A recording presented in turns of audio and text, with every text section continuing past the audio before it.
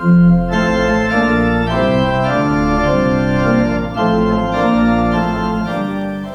and welcome to the worship service of Grace United Church in Wellsville, New York. I have a trivia question for you. See if you can remember the name of this movie. It was set in contemporary time and it told the story of a high school guy, a boy named Marty McFly. Now Marty is friends with a scientist named Doc Brown. In this movie, this scientist develops an incredible invention, a time machine, and it allows him to travel back into the past or forward into the future. And he builds this time machine and he puts it into this luxury sports car, a DeLorean. Did you guess it? The movie is Back to the Future. Early in the movie, the lead character, Marty, joins Doc Brown in a parking lot one night. And one of his experiments is that he's trying to send his dog Einstein into the past. And so he sends him actually into the future and it works and he comes right back and they're overjoyed with this experiment. But before they can actually take this machine into time travel, Marty accidentally is jetted 30 years into the past. Now this movie was made in 1985, so Marty finds himself stuck in 1955 with its diners and drive-in movies and its jukeboxes and poodle skirts and lettered sweaters. Now it's bad enough that he had to shoot back into 1955, but to make matters worse, he accidentally interrupts and foils his own parents' romance, which creates a paradox. You see, if his parents don't fall in love and get married, then Marty will no longer exist. In addition, he has to figure out how to get this time machine working in this distant past. And so it's a fun and a very interesting film. Back to the Future, the movie, was an incredible success. It was the highest grossing film of the year, making over $380 million. It was nominated for 4 Academy Awards and won one of those nominations. It was a worldwide phenomenon, and the world is still recognizing this movie as one of the best science fiction movies in its genre. It was a film that everyone talked about. For instance, there was this scene at the end of the film where Doc Brown is preparing to take Marty and his girlfriend on another time travel adventure. The doc says, "Where we're going, we don't need a road." Well, this line made its way into American culture. In fact, in his 1986 State of the Union address, President Reagan quoted this line when he talked about America's future. Now, isn't that something? In the movie Back to the Future 2, we discover that we're now living in the future that Doc was trying to take Marty into. In 1985, when the movie was made, the filmmakers imagined the future, and they imagined that 30 years later, there could be a place without roads. Everyone would have their own flying car, or at least a hoverboard that looks kind of like a flying skateboard. Well, in 2021, we realized that real life isn't quite as fanciful as the filmmakers imagined. When we look out the window, we don't expect to see flying cars or hoverboards. We have a more realistic picture of what life is like. In fact, if someone tried to sell us a hoverboard, we'd probably be very, very skeptical. Well, there's an article in the Smithsonian Magazine about a company that really worked on and developed a hoverboard. It's called the Hendo Hoverboard, and it uses magnetic field architecture. And so this allows the board to hover about 2 inches off of the ground, carrying up to about 450 pounds. It has to hover, though, over a copper surface, and it emits a loud sound, and it only works for 10 minutes. But we can say that hoverboards are for real, but the company really couldn't do the unachievable, but they did what was scientifically possible. Here's their hoverboard. It's not as great as the movie hoverboard, but sometimes doing what is possible is better than, well, bemoaning the larger goal that maybe we can't achieve all the things that we'd like to in the present time. Now, something like that seems to be going on in the scripture reading that we have for today, from the 6th chapter of the book of Mark. You see, Jesus was visiting his hometown of Nazareth, and the Sabbath came. And so he went into the local synagogue and he began to read the scriptures and to teach them. Now, his reputation as a miracle worker had likely preceded him, and so Jesus' teaching was probably not exactly what the congregation was expecting. Yes, there was really great wisdom in what he was saying, but they wondered, who did he think he was anyway? They couldn't believe him. After all, he was a hometown boy, and his neighbors thought, well, maybe he was just getting a little bit too big for his britches. The passage says, they asked, where did he get all of this wisdom and the power to perform such miracles? And then they scoffed. He's just a carpenter, the son of Mary and the brother of James, Joseph, Judas, and Simon. And his sisters live right here among us. They were deeply offended, and they refused to believe him. On the whole, they had no faith in him, and because of that, and because of their unbelief, he couldn't do any miracles among them, except maybe to place his hand on a few sick people and to heal them. It's a little jarring to read that Jesus was unable to perform any miracles that day. What happened? At face value, it sounds as if the people's lack of faith was like Jesus' kryptonite, as if it weakened him or robbed him of his power, kind of like Superman, who crumples before kryptonite. This passage actually is the subject of much discussion and debate. Matthew 13 says, Jesus did not do many miracles, but the Greek word from which could not is taken from the word duname, and the phrase simply means to be unable or to be incapable. How could Jesus' power be limited by the reaction of people? Understanding this requires only that we interpret the writer's meaning as we would understand other words or statements.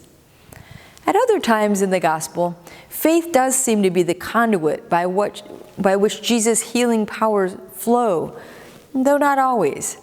Those who were saved from demon possession, surely they don't have any signs of faith before being freed, though the demons know that Jesus has these amazing capabilities.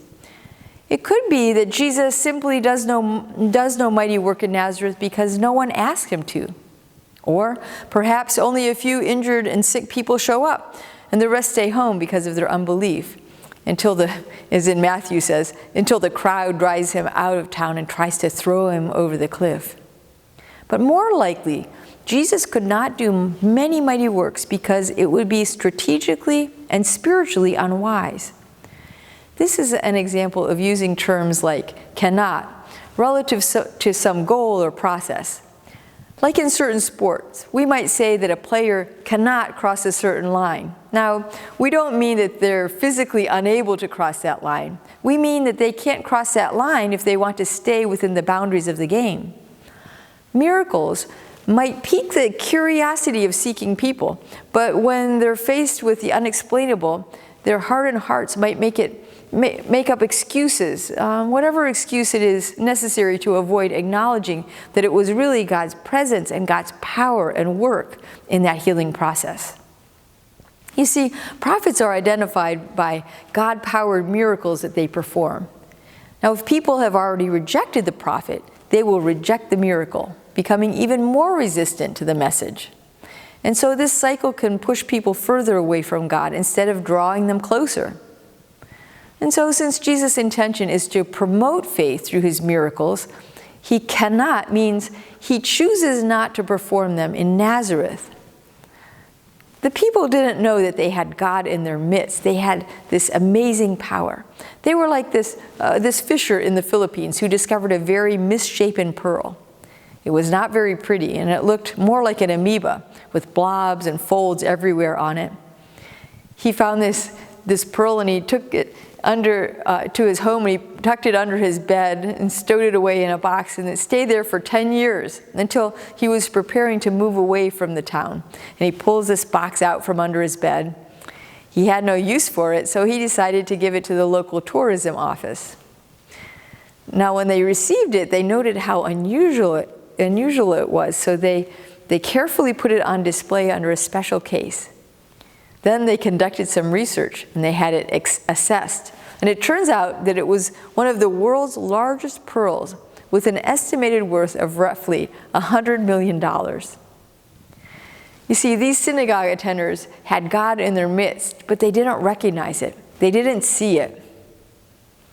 Faith on the part of recipients was necessary for healings. And since that faith wasn't evident, his friends and neighbors missed out. They missed out on what Jesus might have done for them. But note that within this passage, it says, except that he laid his hands on a few sick people and cured them. So there must have been at least a few individuals present with enough faith to receive his help. When it turned out that Jesus couldn't accomplish in Nazareth what he had set out to do, what he was willing to do, he did what was possible, what the circumstances would allow him to do, and he was able to heal a few sick people. Now I wonder, what can we take from this? Seems that sometimes doing what's possible is better than giving up if solving the larger problem is beyond reach, or it doesn't accomplish the right thing. We know of no Bible verse that commands, do what is possible. In fact, when the Bible uses the word possible, it is sometimes used to contrast what God can do versus what we can or can't do. In Luke 18, where Jesus said, what is impossible for mortals is possible for God. Scripture advocates our efforts, our diligence, our perseverance, and our bearing fruit. And these things point us toward doing what is possible in terms of good works, of healing and peacemaking, and of other virtues. There's also Mark's account of the woman who intruded into the house of Simon, where Jesus was the guest. You remember the woman anointed Jesus' head with costly ointment, and she was soundly criticized by some of those people that were sitting at the table for her use of this extravagant waste of ointment.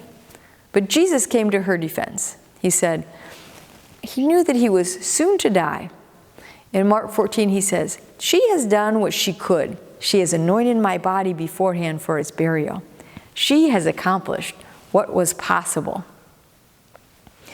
St. Francis of Assisi once advised, start by doing what's necessary, then do what's possible. And suddenly, you're doing the impossible. While that can be true, we ought not to take it as a guarantee and treat the possible as if it were only a step on to the larger journey. In some difficult situations, sometimes the possible may be all that we're ever able to accomplish. And doing that thing, what is possible, can be a very godly thing. Francis's statement suggests that there's a momentum that might just be unleashed by doing the necessary and the possible, and that it just might carry over regarding even more difficult situations, more difficult things. Now, we all face situations that are very difficult, maybe impossible things sometimes. Last week we talked about our healing stories and how God is with us in times of pain and suffering. Enduring tough times can sometimes seem very, very impossible. You could ask the star of Back to the Future, Michael J. Fox, about that. Did you know at the same time that Michael J. Fox starred as the lead character in Back to the Future, he was also shooting a hit situation comedy, Family Ties. He was the star of that show too. He had all the money, all the friends, everything that he wanted. His life was a constant party, with plenty of drinks for everyone. He didn't have to worry about the consequences of his actions. You know, he says in his memoir that one time he drove this brand new sports car that he had. He drove it 80 miles an hour through crowded streets. And then he was pulled over, and when the police officer stopped him, he approached the car and he just winked at him and he said, "I love your show." Well, Michael J. Fox was on the top of the world. At the time that he shot Back to the Future, he fell in love with his co-star from the show, from the series, and he got married, and then they had their first baby. They named him Sam. And I'm sure at this point of his life, as his life was unfolding, he could only imagine wonderful things happening for him in the future. But you know, as he was shooting Back to the Future 3, he began to experience more fatigue and some stiffness and even some shakiness. By 1990, he woke up one morning to watch his little pinky begin shaking uncontrollably, and he couldn't stop it from shaking. This problem, it began to slowly and steadily grow worse. He began to seek medical attention for this problem. And it wasn't long until he went to a neurologist, and there they diagnosed him with early onset Parkinson's disease. This is a chronic and incurable and a degenerative condition that would change his life and his future forever.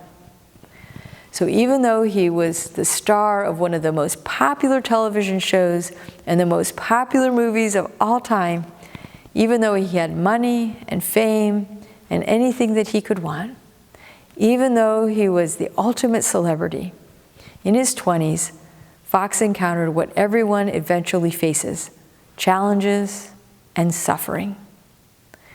For Michael J. Fox, his first response to suffering, to his diagnosis of Parkinson's, was denial. It was impossible.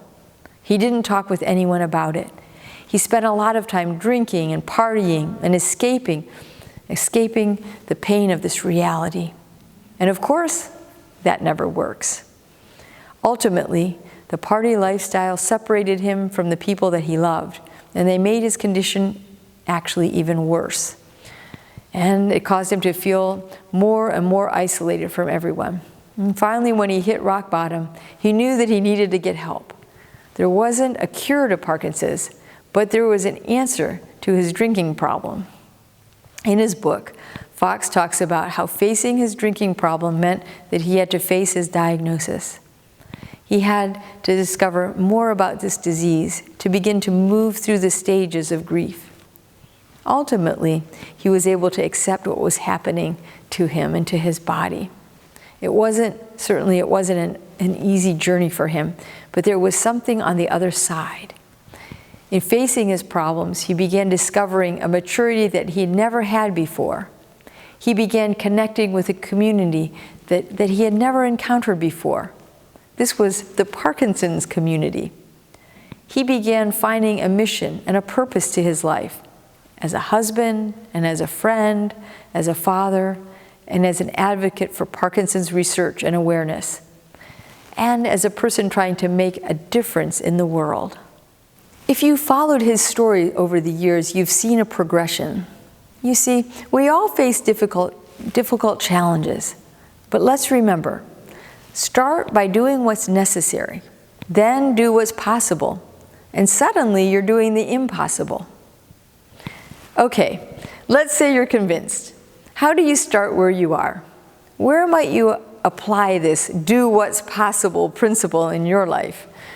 Now, one place might be a place to start, might be when you have offended someone, and that person has continually rebuffed your attempts to make amends. While the offended individual may remain intransigent, others who maybe were less directly affected by your offense may be open to giving you another chance or putting the matter behind them. So do what's possible and make peace with them. You might be very surprised. Another place might be in gift giving, where you might have maybe had the perfect gift in mind to give to a loved one, only to find out that it's no longer available or it's beyond your reach in terms of your own budget. What's still possible, however, is that perhaps some other kindness or some other genuine expression of your affection for that person could be applied, and maybe even these kindnesses could mean more than the gift to the person anyway. Or say you're trying to grow spiritually, and you're trying to maybe daily read your Bible or to grow in your prayer life or be every day more aware of God's presence. Now maybe you don't accomplish that every day. Maybe you miss a day here or there, or maybe you only get to it a few days a week, but you're still better off than where you started. You're doing what's possible. This principle can also apply to projects or to missions where we might be feeling called by God to do something new, to undertake something new, and it might seem impossible to us. Doing some part of the project that is possible is likely to give us an indication regarding whether or not we're really feeling the call of God or only entertaining an idea of our own. Giving it a try sometimes helps us to move along. We have a vision of what we would like to do here at Grace United, to have our building filled with worshipers and people growing in their faith week by week, adults and children, people who are in the mainstream and people who live on the margins. We have big goals for ourselves. Sometimes they seem impossible, but we are starting with the possible. This week, many people volunteered hours and hours of their days to work at our church to ready our meeting room and our faith formation rooms for future events, for programming, and for small groups in the future. They did what was possible. Even this week, they are laying the groundwork for growth in our church. Others of you have been reaching out and inviting people to give our church a try, to come and visit us. You also are doing what is possible. A larger point behind this do what's possible principle is that Christianity is not just a set of beliefs, like the 10 Commandments or the Sermon on the Mount or the Golden Rule. Christianity is also a set of practices. Religion writer Karen Armstrong puts it this way: religion is not about accepting 20 impossible propositions before breakfast, but about doing things that change you. It's a moral aesthetic, an ethical alchemy. If you behave a certain way, you will be transformed. Doing what is possible puts us in a position where God will transform us from people who think real change is impossible to people who are doing the work of God, even when it looks like the odds are against achieving anything at all. In that Nazareth synagogue, Jesus could do no deed of power there except that he laid his hands on a few sick people and cured them. More would have been possible if others had some faith, but Jesus did what he could, and it meant the entire world to those people who were cured. And for them, it was the will of God the Father being done by the Son, by Jesus. What is possible for us today? Let's begin here. Living out our faith in the midst of our struggles, that just might be what's possible. Let's do that and see where God takes us. For a church, it's the same. What is possible today? What can we do to grow our faith life? Who can we help? Who can we invite? Who can we serve today? Let's begin by doing the possible, and then we can see where that takes us. What future might unfold for us? With faith, it could be more exciting than our wildest imaginations.